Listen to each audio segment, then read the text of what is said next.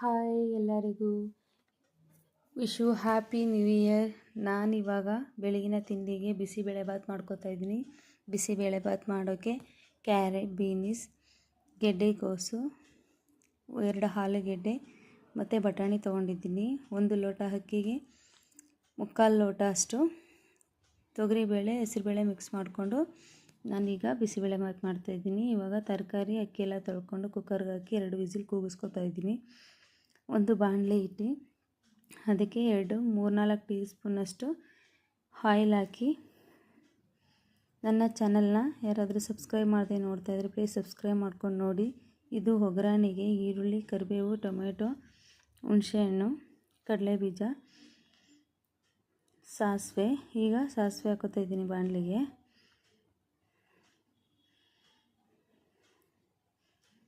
ಇವಾಗ ಒಂದು 3 tea spoon